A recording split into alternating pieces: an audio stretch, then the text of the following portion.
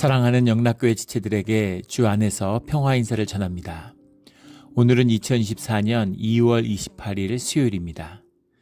오늘의 묵상 본문은 창세기 16장 1절로 16절까지의 말씀입니다. 오늘 본문 말씀 16장 1절부터의 말씀은 이렇게 시작합니다. 아브라함의 아내 사레는 출산하지 못하였고 그에게 한 여종이 있으니 애굽 사람이요 이름은 하갈이라. 셀 수 없는, 모래와 같이 티끌처럼 셀 수 없는 그런 자손을 약속받았는데 또 자기가 집에 그 기른 종 엘리에셀에게 물려주겠다. 그렇지 않고 너의 상속자가 내 몸에서 날 자다, 이런 말씀을 언약을 받았죠. 그런데 자녀가 없는 겁니다. 그리고 아브라함의 나이가 이제 차 가는데, 나이가 점점 더 들어가는데 나이가 85세가 되었는데 자녀가 없는 거예요. 그러니까 여러 가지 마음의 어려움과 생각들이 많이 있었겠죠. 사례도 나이가 들어가니까 사례의 나이가 65세였다, 75세였다, 여러 가지 그런 견해들이 있지만 어쨌든 나이가 많은 건 분명했을 겁니다. 그러니까 이제 더 이상 애를 못 낳을 거고, 또 아브라함의 씨가 난다고 그랬으니까 굉장히 이제 인간적인, 또 주님의 뜻을 받았으니까 그 뜻을 이루고자 하는 그런 마음이 같이 있었겠죠. 그래서 사레가 아브라함에게 이르되 여호와께서 내 출산을 허락하지 아니하셨으니 원하건대. 이 시대에는 애를 못 낳는다는 건 단순히 요즘같이 요즘에 애가 없다는 거하고는 전혀 다른 차원의 이야기였습니다. 자녀를 낳는다는 것이 그 가장 큰 하나님의 축복으로 여겼기 때문에 자녀가 없다는 건 이제 하나님으로부터 벌을 받았다, 주님의 저주에 묶여 있다, 이렇게 생각하는 그런 시대죠. 그러니까 자녀가 없다고 하는 것이 얼마나 마음의 어려움이 있었겠어요. 또 이 농촌 경제, 이런 촌락 농촌 경제, 이런 데서는 아들을 중시하죠. 가부장주의 원천이 되었다는 건 농경 문화 때문입니다. 그래서 아들이 있어야 일을 하니까, 제가 그 5남매 중에 막내인데 위로 누나가 셋 있어요.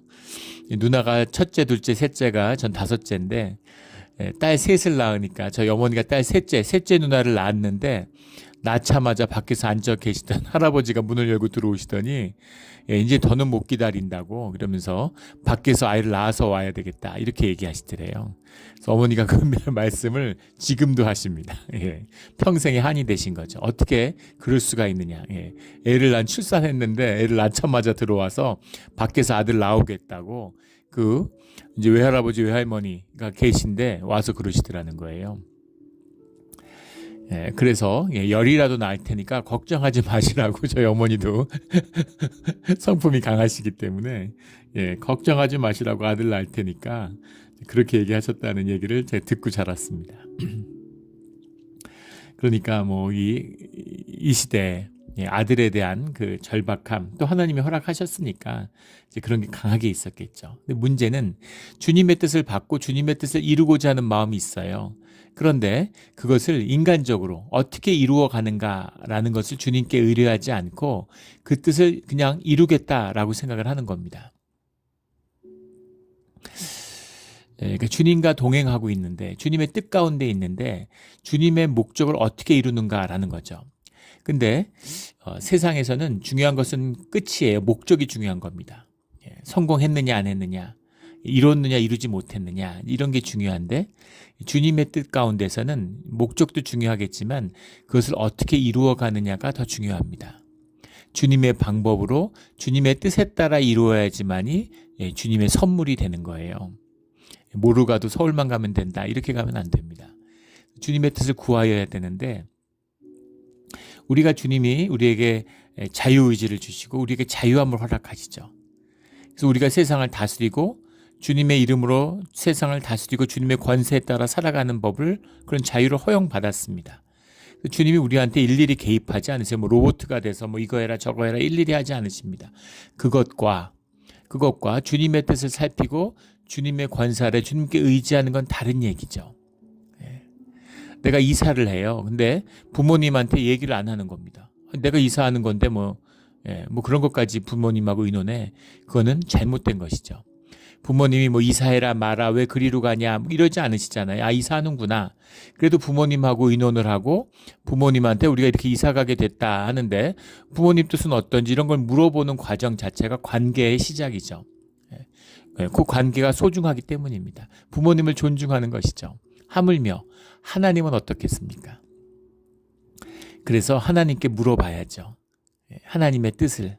하나님이 인도하시는 약속을 주시고 그 언약을 이루려는 거잖아요. 그 언약을 주님의 뜻에 따라 이루어야지만이 그 언약의 빛이 나는 겁니다. 그리고 주님의 뜻을 인간적으로 이룰 수 없어요. 하늘로부터 말미암은 복을 어떻게 인간적으로 땅에서 어떻게 이룹니까? 하늘로부터라는 말 자체가 초월적인 건데 현상으로부터 어떻게 초월적인 것을 이룰 수가 있겠어요? 이건 마치 땅에서 뭔가를 쌓아 올려서 사다리 쌓아가지고 우주로 나가겠다는 것과 마찬가지 얘기죠. 다른 차원의 얘기가 있다는 겁니다. 그래서 주님께 물어봐야 되는데 주님께 물어보고 주님의 방법을 의뢰하지 못하는 거죠. 왜냐하면 이미 나이가 많고 병들었기 때문입니다. 나이가 병드는 건 아니고 나이가 들어서 노인이 됐기 때문인 거죠. 그러니까 경험 안에서 우리의 이해나 상식 안에서 이제는 안 돼. 이제는 이룰 수 없어. 근데 사례는 이제 애를 낳을 수가 없게 됐으니까 하지만 아브라함은 낳을 수 있잖아요. 그러니까 아브라함을 통해서 씨를 주시나 보다 이렇게 해석을 했는데 그렇게 해석을 해서는 안 되는 것이죠.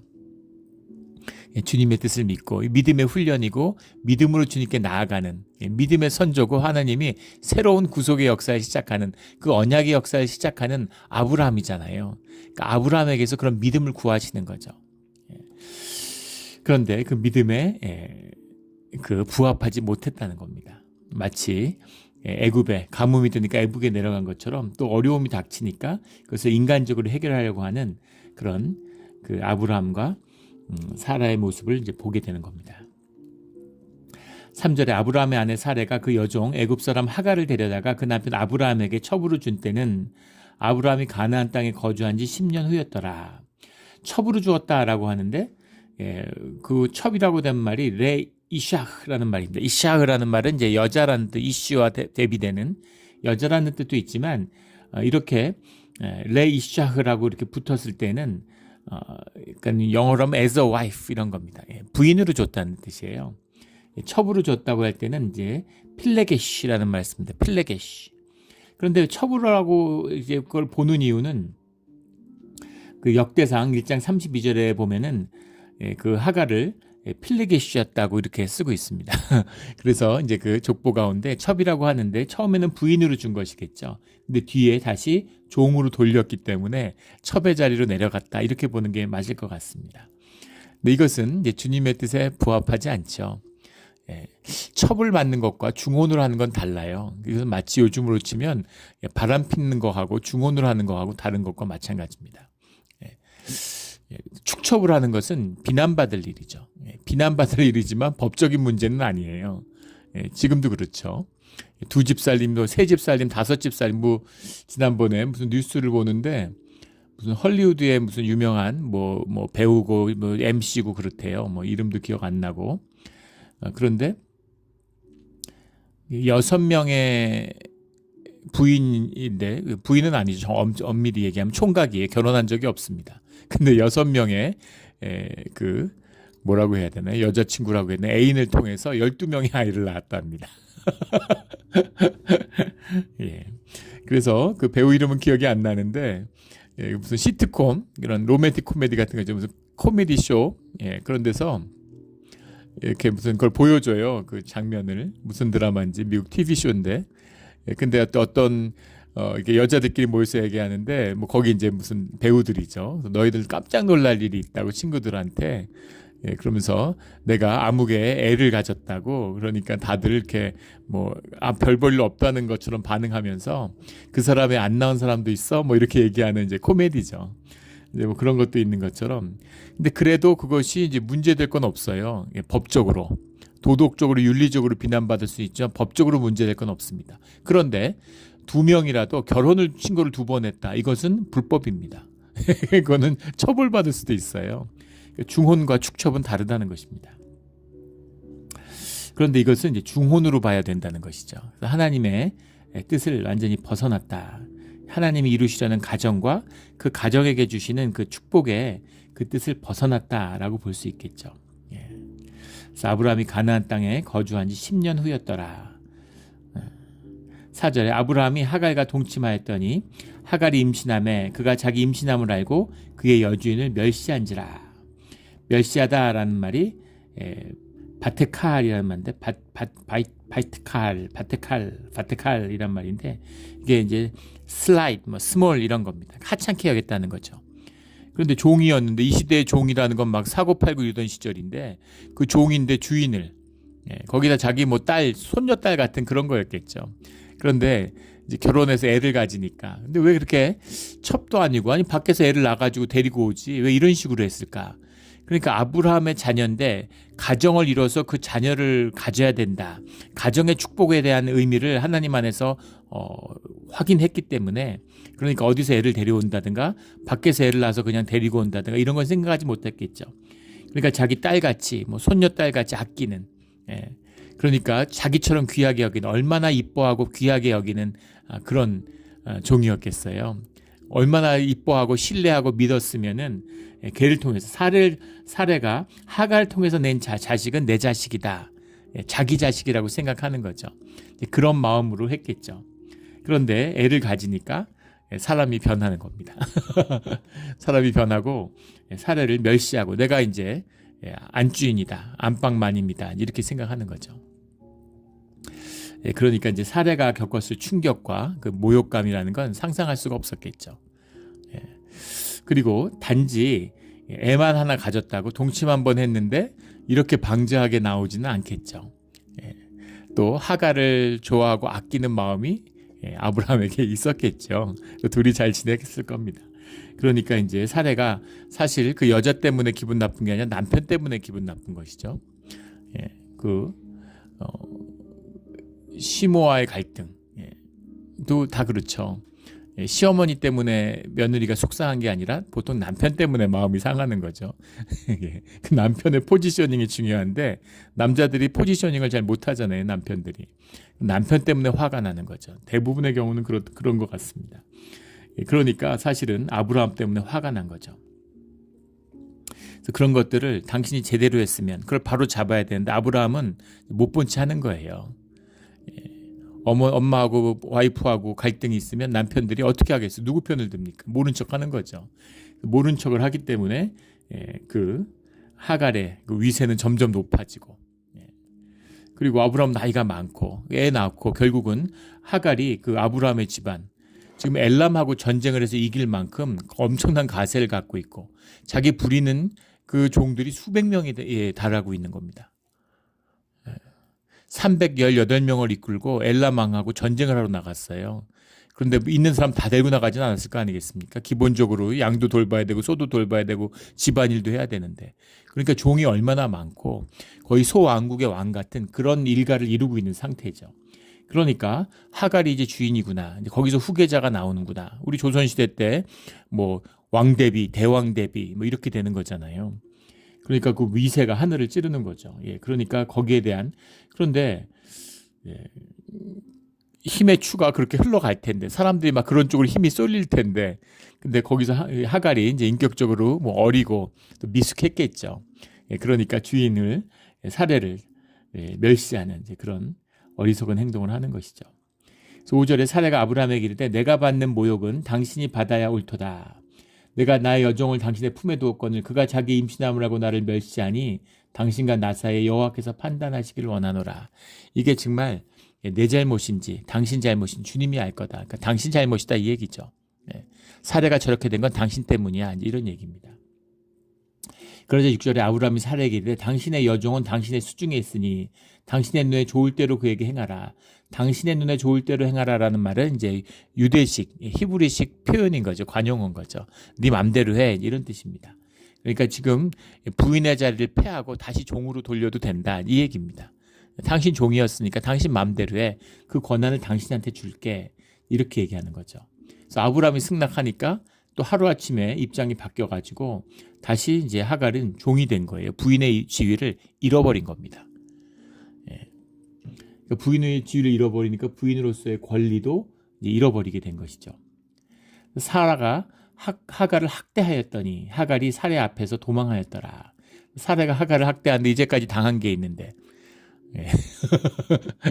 예. 예. 종이 주인한테 학대받은 거하고 주인이 종한테 학대받은 거하고는 그 학대의 강도의 차이는 다르지 않을 수 있지만 당하는 모욕의 정도, 모욕감은 완전히 다르겠죠.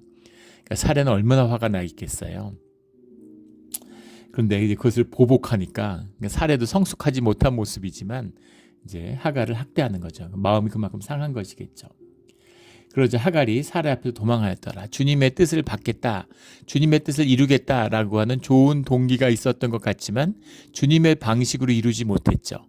그리고 그 뜻 가운데에서는 인간적으로 자식을 보고 싶은 그런 인간적인 욕심도 있었겠죠. 그래서 이제는 하나님이 주신 귀한 축복의 자녀를, 축복의 가정을 이루어야 된다는 생각은 안중에 없어요. 개인적인 보복, 가정이 불화가 일어나고 막 싸움이 일어나는 겁니다. 좋은 뜻으로 시작했다고 해서 좋게 결과만 있지 않죠. 그럼 세상에 나쁜 일이 뭐가 있겠습니까? 그런데 어떤 뜻으로 시작했던, 어떤 노력을 했던 주님의 뜻 가운데 있지 않으면 그 일들은 결국은 다 나쁘게 결과가 됩니다. 정치 보면 아시잖아요. 다 좋은 얘기하고 좋은 뜻으로 하겠다고 하죠. 근데 좋게 되는 걸 보셨어요? 예. 주님의 뜻 가운데 있지 않으면 결코 좋게 열매 맺지 않습니다. 왜냐하면 역사의 주관자가 주님이시기 때문이에요. 좀 잘 되는 것 같고 좋게 되는 것 같지만 결국은 잘 안 됩니다. 그래서 우리가 기도하고 예배를 드리는 예배 사람들, 주님의 사람들이 돼야 되는 것이죠. 그러면 그 열매가 결국은 축복으로 귀결되는 것이죠. 늘 주님의 뜻에 따라 모든 일들이 이루어감으로, 믿음으로 함께함으로 그 끝이 창대한 우리의 믿음의 생활이 되기를, 신앙의 길이 되기를 주의 이름으로 축원합니다. 그래서 이제 사례가 하갈을 학대하니까 하갈이 사례 앞에서 도망하였더라. 오죽하면 도망했겠습니까? 그냥 뭐 잔소리하고 뭐 뭐라 그러고 막 무시하고 이래서 도망가진 않겠죠. 임신하고 있는 이런 상태에서 아마 뭐 데려다가 뭐 매질을 했을 수도 있고 뭐 상상할 수 없는 학대를 했겠죠. 그러니까 생명의 위협을 느끼니까 도망하지 않았겠습니까? 그러니까 하갈도 안 됐죠. 뭐 하갈이 무슨 결혼해달라는 것도 아니고 뭐 아브라함하고 뭐 무슨 애 낳고 싶고 막 그랬겠습니까? 근데 이제 어리석고 미숙하고 어리잖아요. 그러니까 이제 이런 일들이 벌어지는 것이죠. 7절에 여호와의 사자가 광야의 샘물 곁 곧 술길 샘 곁에서 그를 만나. 광야로 도망을 갔는데 거기서 여호와의 사자가 말라크 야훼라는 말인데 이것을 여호와의 사자가 천사는 아니고 뭐 그리스도로 봐야 된다 뭐 이런 식의 주석들이 많이 있습니다. 말렉이라고 나오면 메신저라는 말인데 보통 천사로 이해하죠. 그리고 그 신약에도 그렇고 뭐 그 마리아를 찾아온 천사의 이름이 나오는데 근데 중세 이제 가톨릭의 천사 숭배 같은 걸로 너무 오염이 됐어요. 그 종교 개혁을 하면서 천사 숭배에 대해서 아주 이제 경기를 일으키는 겁니다. 제가 예전에 살던 그 마린 카운티에도 보면 그 성당이 있는데 그 성당에 가면 큰 천사가 16세기에 세워진 성당이에요. 17세기, 16세기. 큰 성당에 큰 천사가 막 날개가 이런 천사가 여기 마리아와 예수님을 이렇게 양손으로 감싸고 안고 있는 그런 상이 이렇게 벽에, 중앙벽에 이렇게 새겨져 있어요. 그 종교개혁 시대에 얼마나 그런 걸 보고서 황당했겠습니까? 그래서 이제 천사라고 하면 자꾸 경계를 일으키는데 그럴 거 없죠. 성경 가운데 천사가 얼마나 많이 나옵니까? 그래서 천사라고 봐도 뭐 여호와의 사자나 천사나 뭐가 다릅니까? 그런데 하여간 그 여호와의 사자가 광야의 샘물 곁 곧 술길 샘 곁에서 그를 만나. 사레의 여종 하갈아, 내가 어디서 왔으며 어디로 가느냐? 사레의 여종 하갈아, 너를 안다는 거죠. 그의 연원을, 그 사연들을 다 알고 있다. 이제 이런 걸 담고 있는 거죠. 어디로 가느냐? 어디서 왔으며 어디서 왔는지 알죠. 어디로 가느냐? 갈 곳이 없죠. 그가 이르되 내 주인 사례를 피하여 도망하였나이다. 이렇게 얘기하는 겁니다. 여호와의 사자가 그에게 이르되 내 여주인에게 돌아가서 그 수하에 복종하라. 그 수하에 복종하라. 이렇게 말을 합니다.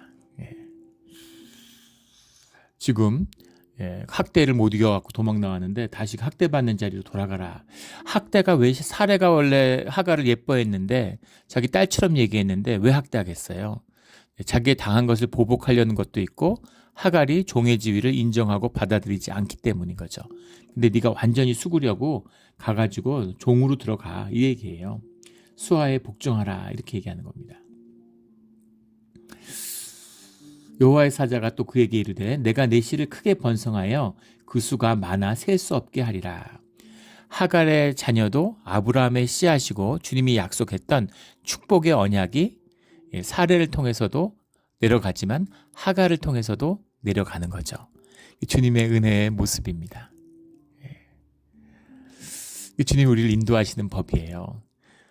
막 천사가 와서 안 돼, 하갈은 안 돼. 그렇게 하지 않으신다는 겁니다. 거기선 자식 못 낳아, 태를 막아 이렇게 하지 않으신다는 거죠. 우리에게 자유의지를 주시고 우리에게 삶의 자유의 영역을 허락하시는 겁니다. 우리가 실수하기도 하고 넘어지기도 하지만 실수할 수도 있고 넘어질 수도 있어요. 그것은 죄이지만 용서받지 못할 죄는 아닙니다. 주님이 그런 죄를 했다고 벌을 주시고 이러지 않는다는 거예요. 그렇게 주님을 알아가고 만나가는 거죠. 나이가 어리면 넘어질 수도 있고 뭐 상도 엎을 수도 있고 뭐 온갖 이런 일들이 있잖아요. 그렇다고 부모가 너가 지금 2살인데 상을 엎어? 네가 2살인데 이렇게 제대로 못 걸어? 이런 부모가 어디 있겠어요. 넘어지고 또 넘어지고 또 넘어지지만 일어나고 또 일어나고 그렇게 같이 자라가는 것이죠. 신앙도 마찬가지입니다. 이 생명인데 진짜라면 자라나는 거죠. 실수하고 넘어지고 못났다고 문제되지 않아요. 하지만 진짜여야 됩니다. 가짜는 썩어지지 죽지 않습니다. 가짜는 자라지 않아요. 생명이 자라나는 것입니다. 미숙하다고 해서 문제될 게 없습니다. 그러나 자라야 되는 것이죠. 교회를 30년 다녔으면 10년 다닌 것과는 달라야 됩니다. 20년 다닌 것과 달라야 돼요. 자라야 됩니다. 7살에는 허물이 되지 않지만 17살, 27살, 37살이 되면 허물이 될 수 있는 것이죠. 우리의 신앙의 단계입니다. 내가 매일 소주 3병 마셨는데 이제 주님을 만나가지고 이제 2병만 마셔야 주님이 기뻐해주고 박수를 쳐주세요. 근데 교회 10년, 20년 다녔는데 소주 2병 먹고 있으면 그것은 혼날 일이지 박수 받을 일이 안 된다는 거예요. 그런 겁니다. 자라나는 것을 용납하시는 그 사라에게도 주신 축복을 하갈에게도 주셨다는 거죠. 아브라함의 자손이라 이렇게 주님이 그 자손을 축복하고 받아주신 겁니다. 그래서 이스마엘이 태어나게 되는데 이것이 참 이스마엘은 이제 그 베두인의 종족으로 불리기도 하고 이제 그 뒤에 가면 이슬람의 조상으로 이렇게 받아들여집니다. 지금도 이스마엘을 아브라함의 후손이 아브라함 트래디션이라고 그러죠. 아브라함ik 트래디션. 아브라함의 후손이라고 다들 얘기하면서 이 이스마엘을 통해서 근데 계속 이제 사막에 살던 아라비아 사막을 중심으로 퍼져 나갔으니까 뭐 아주 이제 인연이 없는 것이 아니죠. 그걸 정신적인 뿌리로 여기는 겁니다. 지금까지도 그 갈등의 골이 깊어요. 이삭과 이스마엘의 그 갈등이 이 가정을 화목하지 못하는 모든 것의 시작, 주님이 함께하고 주님의 구속의 역사를 풀어가는 그 은혜의 시작이 가족에 있음을, 가족 가운데 시작되고 교회 가운데 있는다는 것을 보여주고 계시는 거죠. 작은 역사인데, 작은 일이었지만 이것이 이제 아주 큰 일로 자라나고 발전하게 되는 것입니다. 사자가 그에게 이르되 10절에 내가 내 씨를 크게 번성하여 그 수가 많아 셀 수 없게 하리라. 그래서 이거 하갈도 그 얘기를 듣고 왜 자기가 아브라함의 애를 낳아야 되는지 그 자식이 가질 축복의 말씀 같은 걸 들었는데 막 고쳐받고 막 지금 고난 가운데 있으니까 그런 걸 생각할 여력이 없었겠죠. 믿음의 무슨 그런 것도 아니잖아요. 본인이 하나님을 직접 만난 것도 아니고 전해 들은 얘기인데 그런데 아브라함을 통해 들었던 얘기, 사례를 통해 들었던 이야기를 들으니까 다시 확신이 들고 다시 용기를 얻게 됐겠죠. 아, 축복의 자식을 내가 가졌구나. 이 아이가 보통 애가 아니구나. 이 아이를 내가 잘 낳아서 키우는 것이 굉장히 중요한 사명이구나 하는 걸 천사를 만나서 얘기를 들었으니까 얼마나 큰 마음의 회복이 됐겠습니까?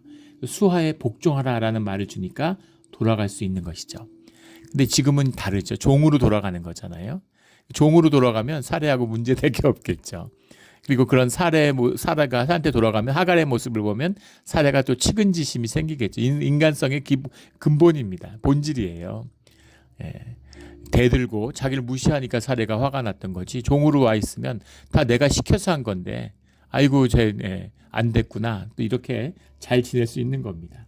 권위의 문제인데 사라의 권위 아래에 들어가라라는 거죠. 하나님이 하시는 일이야. 그러니까 그것이 너가 부당하게 생각하고 마음에 들지 않겠지만 하나님을 존중하고 인정해서 그 권위를 받아들여, 이 얘기입니다. 그러면 하나님의 축복이 너와 함께한다, 이 얘기예요. 로마서 13장 1절에 보면 세상 권세에 복종하라, 이런 말씀이 나오죠. 세상 권위에 복종하라. 이 말 때문에 논란도 많고 이 말에 대해서 공격도 많고 이렇습니다. 하나님을 모르는 사람들이 하는 얘기죠. 세상의 섭리 가운데 이루어지는 하나님의 뜻이 있기 때문에 그것을 존중하고 받아들이라는 겁니다. 굴종하고 그 밑에 가서 종살이 하라는 얘기가 아니에요. 부당한 권력이 있는데 그 권력에 협력해서 그 권력이 유지하도록 하라는 얘기가 아닙니다. 하나님이 허락하신 게 있다는 거죠. 하나님이 용납하지 않는데 어떻게 그런 일이 세상에 있을 수가 있어요. 마귀의 역사일지라도 하나님이 용납하셨기 때문입니다. 하나님이 허락하지 않는데 어떻게 이 땅의 주인인 하나님의 땅 가운데서 마귀가 역사할 수 있겠어요.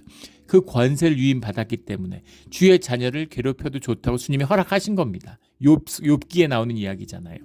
생명은 건드리지 말지만 시험하는 걸 허락하신 거예요. 예수님도 광야에서 시험을 받으시잖아요. 시험이 있는 겁니다. 마귀도 주님이 쓰시는 거예요. 그래서 그것을 인정하고 그 질서를 받아들이라는 겁니다. 그 가운데서 주님의 길을 여신다는 거죠. 세상의 권위와 세상 질서를 거부하고 받아들이지 않는다는 건 그것은 주님을 받아들이지 않는다는 것과 같은 거라는 거죠. 우리의 삶에 있어서는 이 내용입니다. 그래서 그걸 인정하는 거예요. 학교를 다니는데 어떻게 저런 사람이 선생님일 수가 있어? 어떻게 저런 사람이 교장일 수가 있어? 난 학교 못 다녀. 나는 이런 학교 못 다니. 그러면 안 된다는 겁니다.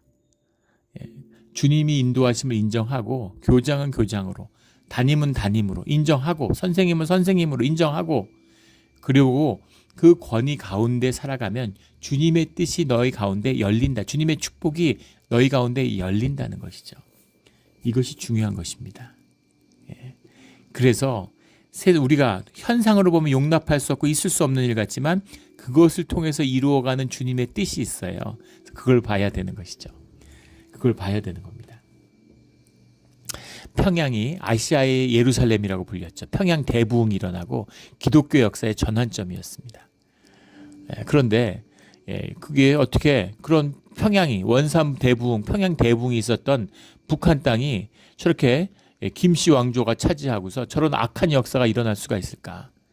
그런데 사실은 그곳에 폭격이 임하고 그곳에 전쟁이 남으로 인해서 북한 사람들이 수백만, 거의 1000만 가까운 사람들이 월남했죠. 그것을 통해서 남쪽이 복음화되고 그게 또 세계로 퍼져나갔습니다.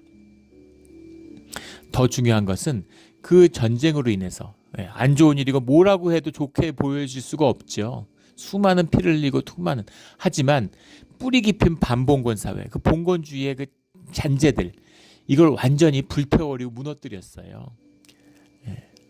그리고 복음의 씨앗, 그 수천 년 된 촐라 공동체의 구조를 어떻게 바꿀 수가 있어요? 그걸 못 바꿔요. 그걸 못 바꾸기 때문에 파키스탄, 미얀마 이런 나라들 잘 살았잖아요.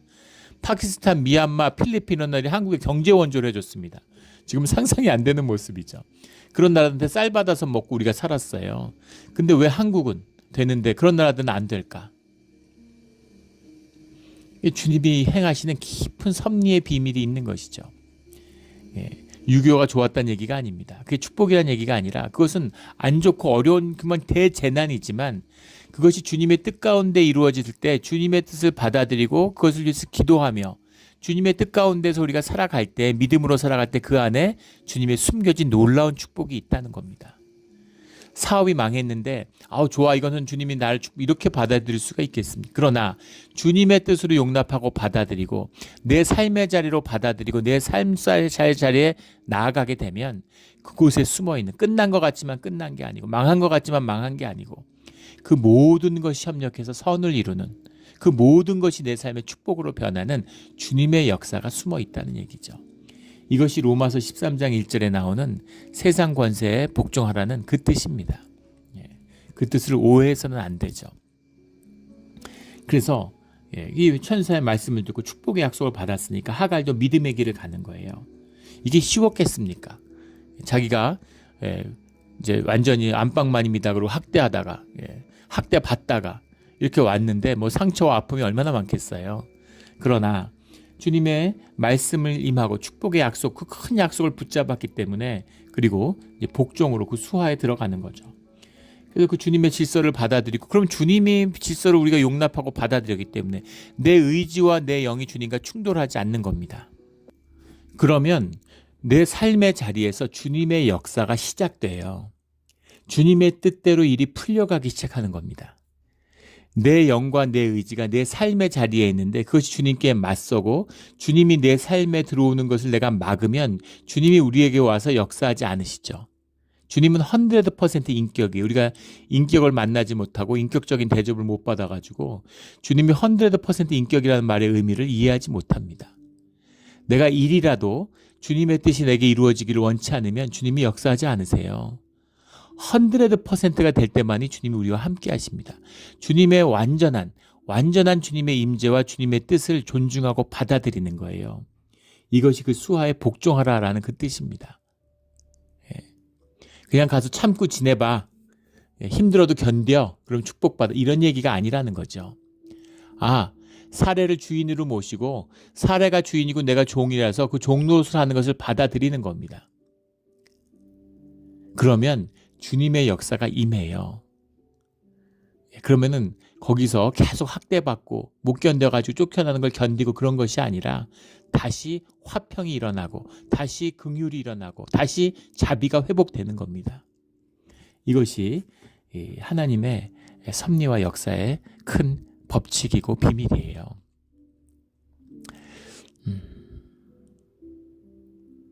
이 깊은 비밀이 우리 3년의 자리에서 풀리기를 주의 이름으로 축원합니다.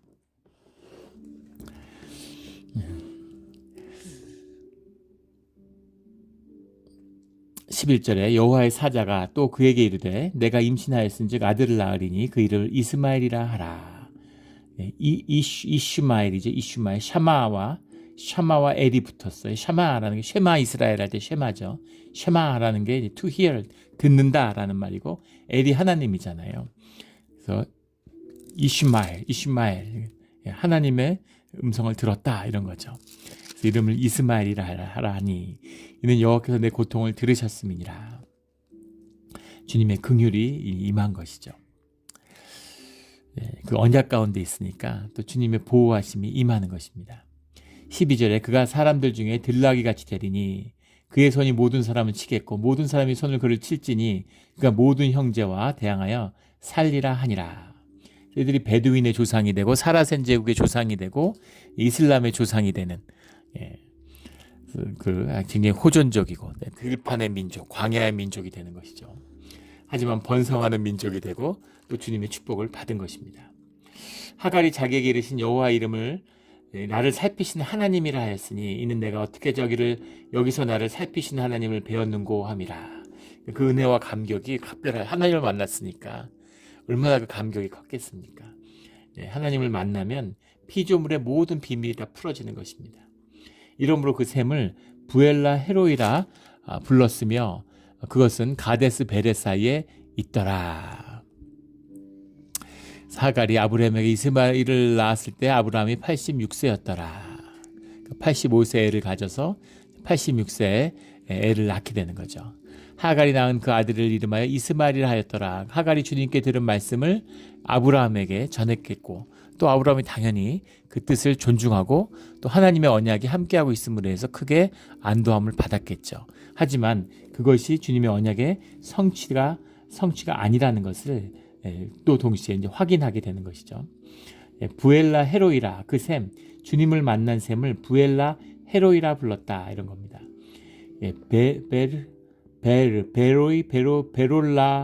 베롤라 하일로이 베롤라 하일로이 이런 말인데 원문은 좀 여러 가지가 이제 붙었죠. 베르라는 게 이제 웰, 연못, 샘, 우물 이런 거 베르, 하이라고 하는 거 하이라고 하는 게 이제 뭐 시대 에이지 뭐 이런 겁니다. 로에흐라고 하는 거 로에흐라고 하는 게 이제 비전 받다 이런 것이니까 뭐 우리 뭐 이제 그 영어 번역을 보니까 뭐 well of the living well of the living me that see me, living God, living one that see me 이런 거죠. 뭐 이렇게 영어 번역이 이 히브리 번역보다 더 히브리 원문보다 더 어려운 것 같아요. 살아있는 나를 본 살아있는 분의 연못 이런 거죠. 부엘라 헤로이라고 불렀다. 부엘라헬 로이죠. 부엘라헬로이 이런 거 부엘라헬로이 이렇게 되는 겁니다. 주님이 만난 연못, 내 생명에 각별한 의미가 있는 생명의 샘, 그분을 만남으로 무사히 이스마엘이 태어나게 되는 겁니다. 오늘 주님이 주신 언약에 전개되는 그 뜻을 보았습니다. 인간적으로 뜻을 이루려고 하다가 이제 주님의 온전한 그 말씀을 목적이 중요한 것이 아니라 과정이 중요한 것이라는 것을 좋은 과정이 주님과 함께하는 것이 주님의 뜻을 이루는 것입니다. 자식만 낳았다고 되는 것은 아니죠. 하지만 동시에 또 주님의 큰 섭리 가운데 주님이 주시는 자유함에 대한 책임을 주님이 지어주시죠. 그래서 주님의 은혜가 우리가 잘못된 선택을 했지만 잘못됐다기보단 온전하지 못한 선택이죠. 하지만 주님이 그 뜻도 좋은 것으로 받아주신다는 겁니다. 은혜로우신 주님이에요. 그래서 우리가 주님의 뜻을 살펴야 되는 것이고 또 주님의 뜻 가운데서 주저하지 말아야 되는 것이죠. 어려운 것입니다. 하지만 세상에 이것처럼 어려운 것이 없고 이것처럼 쉬운 것이 없죠. 내가 아무리 노력해도 되지 않는 거라는 점에서는 정말 어려운 일이지만 오직 100% 주님의 은혜로 된다는 점에서는 이거보다 쉬운 일은 없겠죠. 그래서 우리의 정성, 우리의 자원하는 심령과 열심히 주님의 은혜와 자비와 만나는 것입니다. 주님을 만나는 오늘 또 하갈이 주님을 만나는 것처럼 오늘 우리가 어떠한 처지, 어떠한 잘못으로 어떠한 자리에 가든 거기서 다시 주님을 만나고 회복되는 그런 우리의 삶의 자리가 되기를 예수 그리스도의 이름으로 축원합니다. 아멘. 기도드리겠습니다. 하나님 아버지 감사합니다. 저희가 주님의 말씀의 언약을 받았습니다. 그런데 기다리고 기다리다가 이제는 또는 우리가 주님의 뜻을 받은 약속을 우리가 이루어야 되나 보다 이렇게 생각하고 먼저 움직일 때가 있습니다. 주님이 움직이실 때까지 기다리는 훈련받은 개가 사냥개가 주인보다 먼저 움직이지 않듯이 주님이 말하지 않는데 뛰어나가지 않는 것처럼 주님의 음성을 듣고 끝까지 순종하는 주님의 뜻을 이루어내고야만 하는 그런 우리의 신앙의 자리가 되게 하여 주시옵소서. 감사하며 예수 그리스도의 이름으로 기도드렸습니다. 아멘.